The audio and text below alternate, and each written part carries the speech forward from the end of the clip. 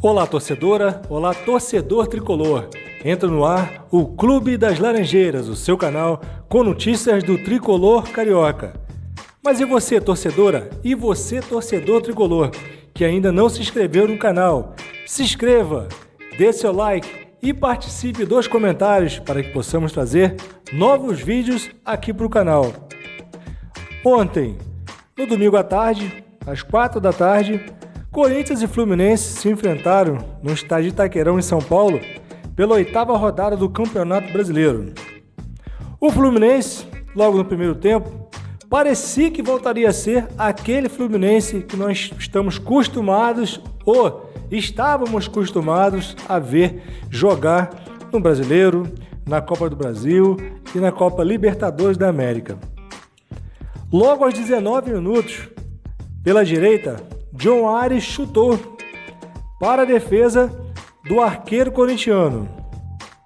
Logo depois, aos 24 minutos, foi a vez de Samuel Xavier experimentar um chute também por ali pela direita, que também ficou nas mãos do goleiro do Corinthians. E depois, aos 28, André, também pela direita, chutou para a defesa do goleiro corintiano. Mais para frente, já ir logo lá aos 32 minutos, André novamente, já agora pela esquerda, chutou para a defesa também do goleiro corintiano. Bem, pessoal, no primeiro tempo, o Fluminense demonstrava, que seria aquele Fluminense que nós estamos acostumados a ver. Porém, já logo no início do segundo tempo, por volta dos 13 minutos, uma jogada pela esquerda, preste bem atenção, pessoal, uma jogada pela esquerda de Matheus Bidu, num cruzamento, aonde que achou Roger Guedes, que abriu o placar, fazendo 1-0 para o Corinthians. O Fluminense tentou uma reação aos 39 minutos com John Kennedy, que chutou, mas desequilibrado, chutou para fora, perdendo a chance aí do empate tricolor. Depois, partindo para o final, de novo, John Kennedy teve sua segunda chance, aonde chutou para a defesa do goleiro corintiano. Bem, pessoal, isso aí já seriam 42 minutos da etapa final, O Fluminense realmente no segundo tempo. Parece que o Fluminense cansou, o Fluminense parou de produzir aquilo que produziu no primeiro tempo, se tornando aí aquele Fluminense que nós agora estamos nos acostumando a ver. Aquele Fluminense devagar, aquele Fluminense que tocava a bola, e errava a bola, que perdia a bola, que era roubado quando saía com a bola. E logo aos 43 minutos, numa roubada de bola de Renato Augusto, que virou na esquerda e colocou no pé do Fagner, que cruzou novamente para Roger Guedes fazer o segundo gol da torcida corintiana, fazendo a festa.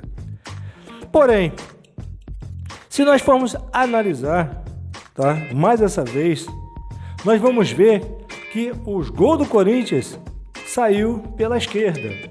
Pessoal, não é de hoje que eu digo para vocês. O lado esquerdo do Fluminense tá uma rombeira. Eu acho que esse é o melhor nome que a gente pode falar aqui. Tá uma rombeira, onde a pessoa, ela entra de plano, a pessoa rouba a bola, a pessoa produz por ali e chega até o gol do Fluminense. Tá certo? Agora, algo tem que ser feito, Porque se nós formos analisar os últimos jogos do Fluminense, realmente o caminho do gol, o mapa da mina está sendo esse lado esquerdo. Com a saída, do Marcelo, lesionado lá da coxa, e se poupando para o Fla-Flu, e com a saída do Alexander, que é o homem que tinha resolvido aquele problema ali, do lado esquerdo do Fluminense, que é o cara que joga tanto como lateral esquerdo, como meia esquerda também, mas que se machucou. Qual foi a alternativa? Colocar o nosso amigo Guga daquele lado. Fernando Diniz, vamos lá. Eduardo Barros, com todo respeito a vocês. O Guga é um jogador para entrar aí no segundo tempo, quando alguém estiver lesionado, para tapar um buraco. Mas o Guga não é jogador para entrar como titular no jogo, no início do jogo. Tá? Ele é fraco. Pode ter até força de vontade, mas é fraco. Tá certo? A galera na internet tá detonando alguns jogadores desse time do Fluminense. Vamos lá. Estão detonando John Kennedy. Tá? Dizendo que ele é o Caicai, né? Que entra e não faz nada. Mas olha só. O jogador, para ele entrar em campo, para fazer alguma coisa, ele tem que ter pelo menos tempo. Tá? Se você coloca o cara 5 minutos, você perdeu o jogo 2-0, 5 minutos, para ele tentar resolver o jogo, pode até acontecer, tá? Vamos dizer assim, aconteceu, ele chegou e arrebentou no jogo e virou o jogo. Tudo bem, essas coisas acontecem, mas a gente sabe que dentro de 5 minutos não é tempo para o jogador chegar e mostrar todo o futebol que ele tem para jogar, tá certo? O John Kennedy, tá? No meu ponto de vista, é um bom jogador, um jogador de qualidade, tá? Um jogador que tem visão, chuta bem o gol, mas precisa de mais tempo para jogar. Dentro de 5 minutos ele não vai resolver a partida a favor do Fluminense. Não vai, tá certo? Se ele fosse tão ruim assim, o Fluminense não tinha buscado ele lá na Ferroviária de novo para ele voltar para o clube tricolor. Vocês concordam comigo? Esse é um. Martinelli. Cara, o Martinelli, quando saiu desse time do Fluminense, o Martinelli estava jogando muito mesmo. Se lesionou e saiu. Nessas duas atuações agora que o Martinelli entrou, tanto contra o T. Strongest, contra ao time do Corinthians ontem, cara, o Martinelli tá jogando bom futebol. Para quem tá voltando de contusão, ele tá jogando bom futebol. Ele pode melhorar e vai melhorar. O Martinelli tem futebol para isso. Então nós não podemos criticar um cara que tá voltando agora de contusão, mesmo assim jogando um bom futebol. Tá certo? Arthur, o que dizer do menino Arthur? Cara, entrou também no fogo, no final do jogo, tá? Mesmo assim, não comprometeu. Você fosse dar uma nota aí de 0 a 10 pro Arthur, eu daria 5, porque ele entrou no jogo, tá? Não fez o que poderia ter feito, porque não deu tempo, mas também não comprometeu o time do Fluminense, tá certo? Então, deixa o menino quieto, tá? Deixa ele quieto, não vamos crucificar esse rapaz, que esse rapaz, o Arthur, tá? Vai ser mais um aí, tá? Que vai dar muitas alegrias a esse time do Fluminense. Mas tem que ter mais jogo, tá? Tem que ter mais tempo para ele jogar dentro desse time do Fluminense. Outro jogador, Lelê. Lelê, ele é um cara que no Volta Redonda, ele chegava muito bem ao ataque, chutava muito bem, é um atacante de presença, mas tem que dar tempo pro cara jogar. É outra situação também. Colocar o cara ali no final do jogo, para ele resolver o jogo, pera aí, é pedir demais, tá certo? Então, o pessoal da internet aí tá respeitando aqui, pessoal, o ponto de vista de cada um, mas nós temos que olhar tudo isso que está acontecendo. O momento do Fluminense não é um momento bom, tá? Não é. O time deu uma caída de produção, nós estamos vindo falando aqui já há jogos atrás, o Fluminense deu uma caída. Primeiro fato, porque todo mundo hoje sabe como o Fluminense vai jogar. Quer ver? Se você perguntar a qualquer um, qual é a jogada do Fluminense? A jogada do Fluminense é uma jogada pela esquerda, onde existe uma triangulação entre Ganso, John Ares, que muitas das vezes pode entrar para receber essa bola, o Lima ou o Cano chutando a gol pelo lado direito. Cara, isso tá manjado. Diniz, isso tá manjado. Eduardo Barros, você que tá aí aprendendo com o Diniz, isso tá manjado, cara.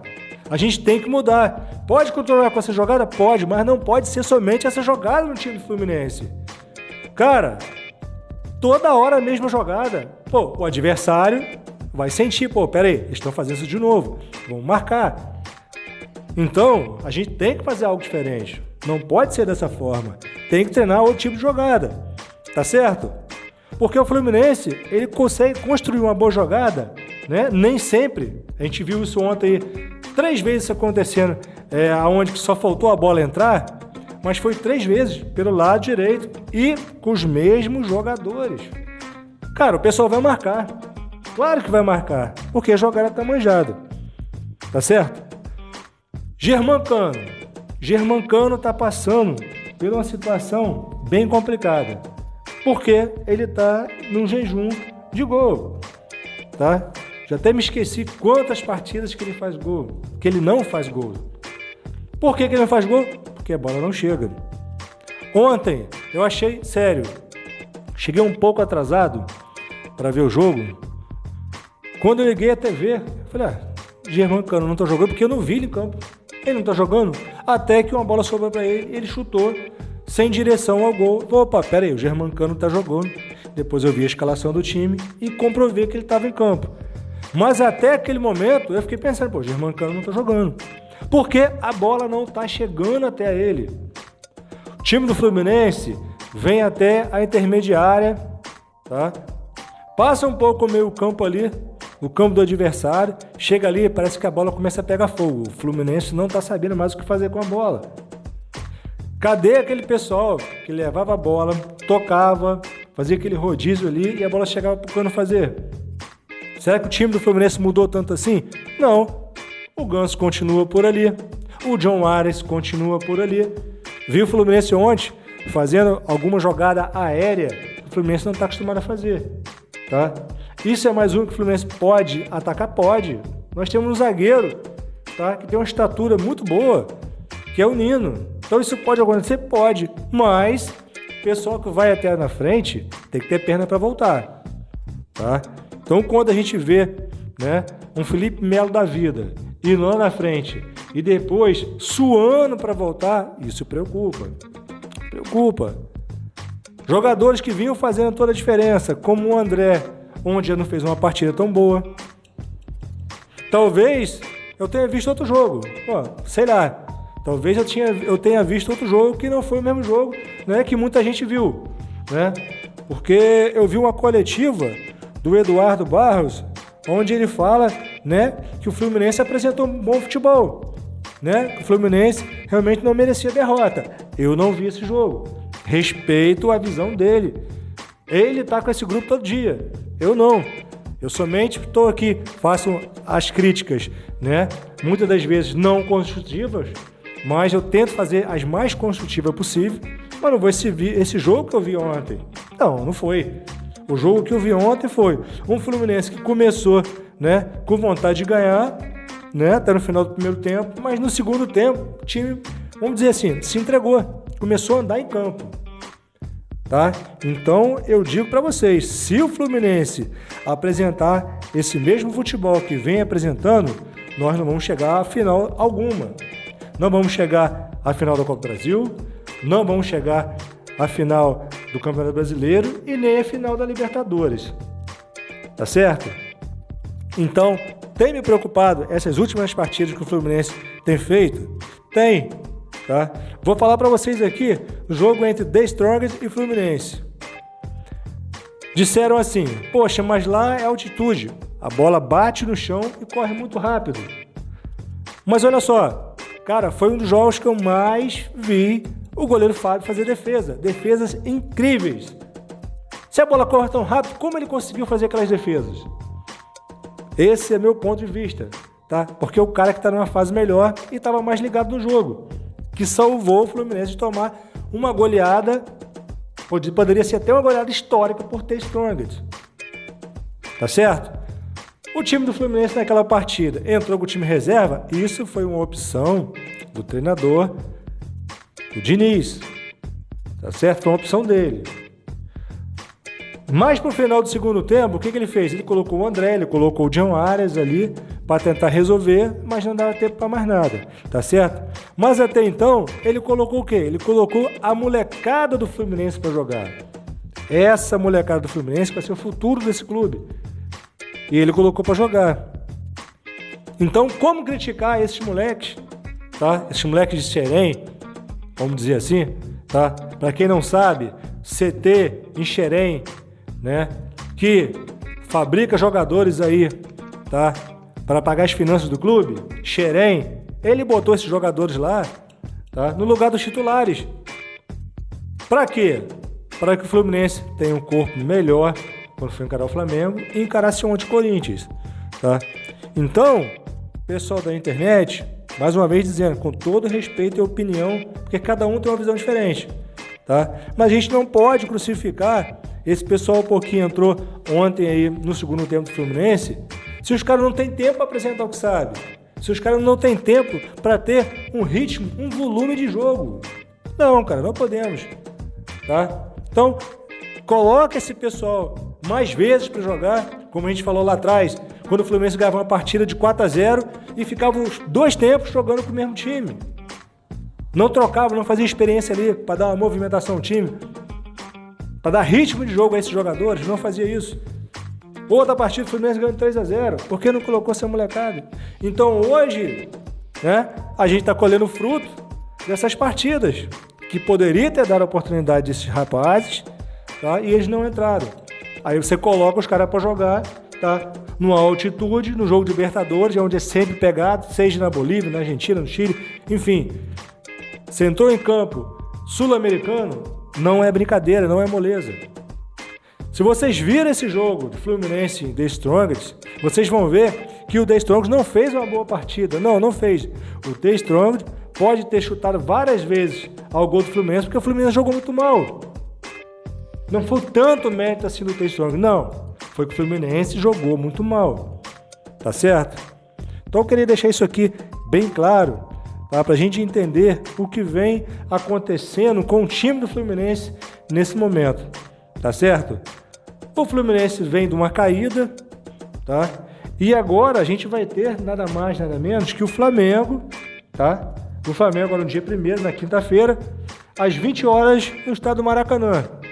E esse jogo, pessoal, não é um jogo que você pode empatar e perder não, tá? Porque se você empatar e for pênalti e perder, você tá fora. Se você perder esse jogo, no tempo regulamentar, você tá fora.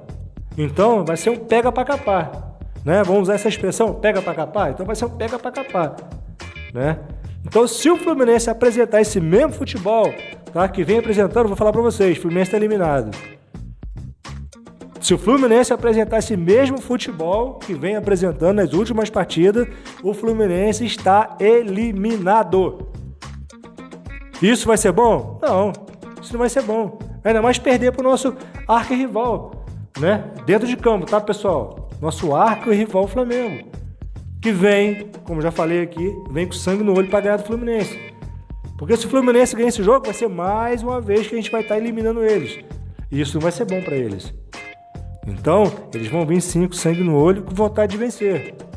Mas o Fluminense pode reverter esse resultado? Pode, tá?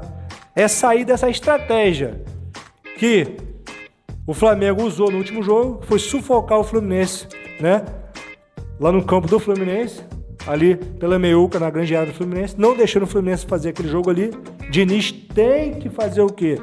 Ele tem que arrumar uma forma, estudar uma forma, tá? De mudar essa situação ali. Outra coisa que eu já falei, que eu vou falar de novo. Cara, esse bate-rebate, esse toquinho dentro da área ali, cara, não pode existir nesse jogo. Não pode. Cara, chegou ali, tá sufocado, cara, chuta essa bola pra lateral, chuta essa bola pra frente, tá? Tem liberdade, já viu logo o cara que tá pra tocar? Toca, mas não fica naquele bate-rebate ali, não. Cara, você mata o torcedor do coração assim, tá? E nesse jogo contra o Flamengo não pode dar esse mole, tá certo? Outra coisa bem importante é o seguinte, com a volta do Marcelo, tá? Que tem 90% de chance de voltar nesse jogo aí, quando o Flamengo assim espera, tá?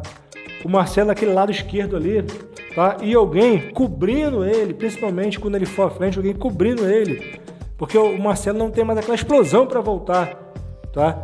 Mas é um cara da qualidade, é um cara que pode articular, né, uma situação para aquele lado esquerdo ali e pode ajudar a fechar aquele lado esquerdo ali, tá? Eu não sei como o Diniz vai armar isso, mas pode ser feito sim. O que não pode é até aquele corredor do lado esquerdo do Fluminense. Não pode, tá? Provavelmente do lado rubro-negro o Arrascaeta vai estar voltando, né? E ele realmente é um cara perigoso, tá? Então não pode dar mole e eles vão com certeza cair pelo lado esquerdo do Fluminense, tá certo? Depois disso, o Fluminense vai ter aí mais um compromisso no dia 4, que será no domingo, às 16 horas, no Maracanã, contra o Red Bull Bragantino, tá?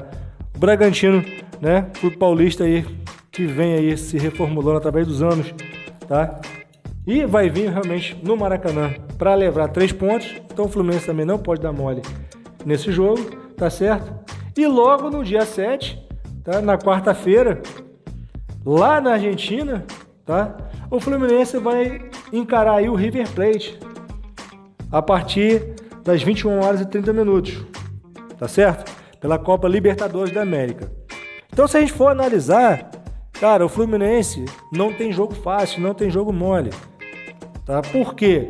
É um time que se propôs, né, a fazer um bom futebol, vinha fazendo um bom futebol, mas que vem numa caída. Isso pode ser cenário? Pode. Com muito trabalho, tá? E força de vontade para melhorar. Mas se a gente vê aquele Fluminense que atuou ontem contra o Corinthians no segundo tempo, aí vai ser complicado, tá? E vai começar a complicação nesse jogo contra o Flamengo pela Copa do Brasil, no Maracanã, agora na quinta-feira.